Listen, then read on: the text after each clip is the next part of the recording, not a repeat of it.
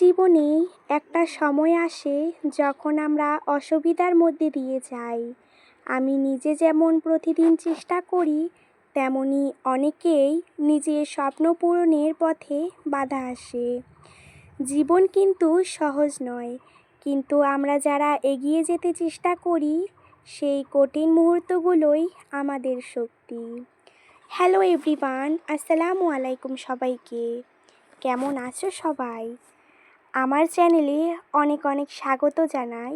Rifa official থেকে আমি রিফা নতুন একটা ভিডিও নিয়ে চলে এসেছি আপনাদের মাঝে। অনেক কথা হবে, অনেক গল্প হবে।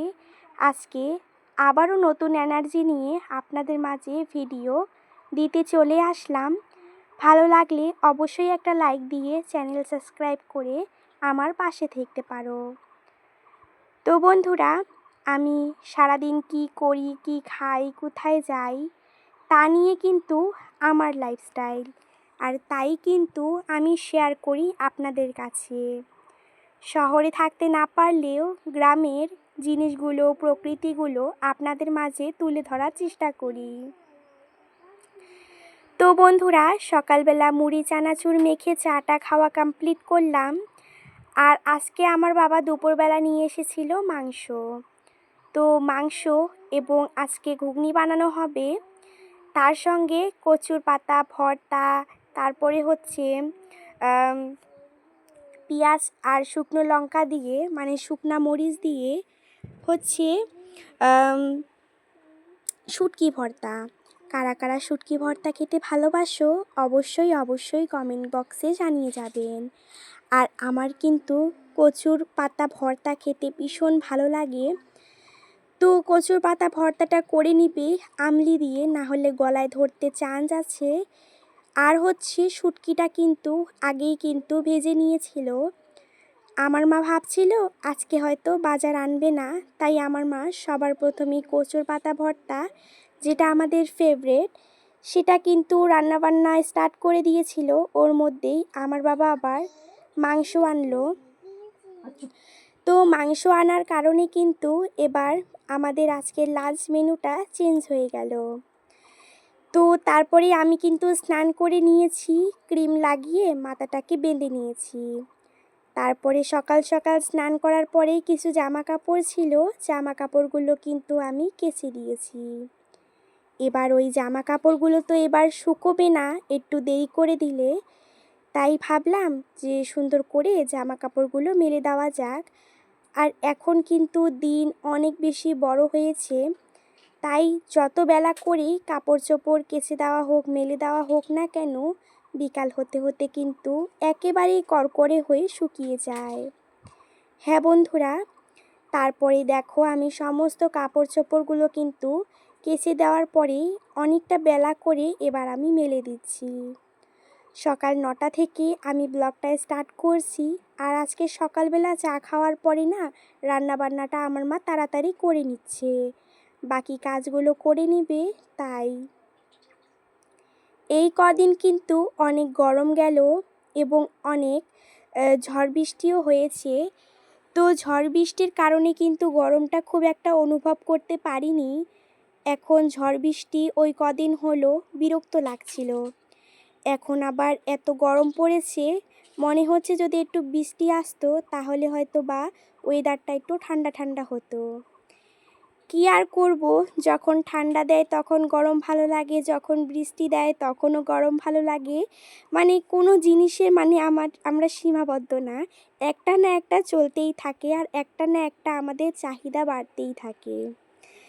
তো কথা বলতে বলতে সুন্দর করে কাপড়গুলো মেলে দেওয়া হয়েছে। আর বললামই তো বৃষ্টির কারণে আলুগুলো ভিজে গিয়েছিল, এর আগের ভিডিওতে শেয়ার করেছি। এখনও কিন্তু আলুগুলো শুকোয়নি, বড় আলুগুলো শুকানো হয়ে গিয়েছে।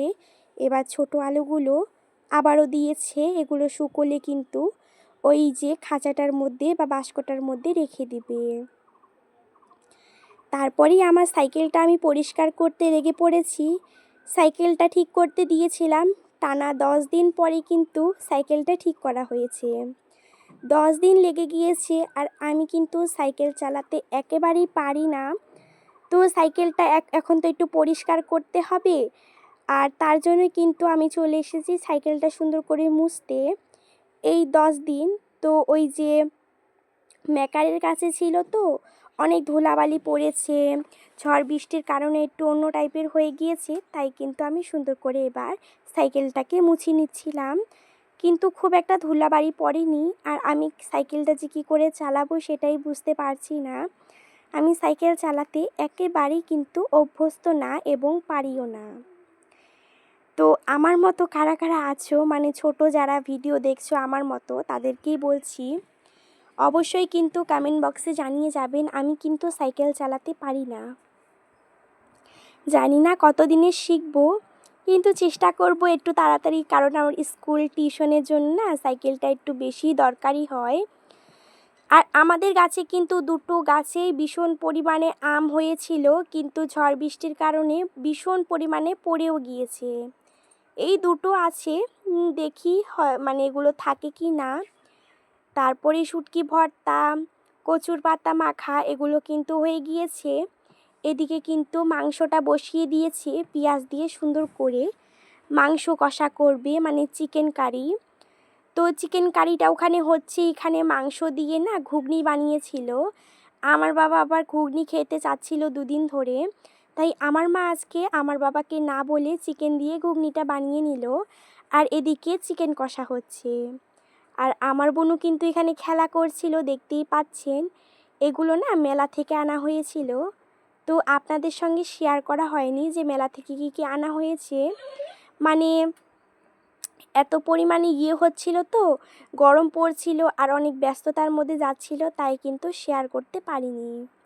লাঞ্চ কমপ্লিট করার পরে কিন্তু সন্ধ্যাবেলা চা খেয়েছিলাম, সেটা আর দেখানো হয়নি। ডিনারে আজকে হবে মোমো।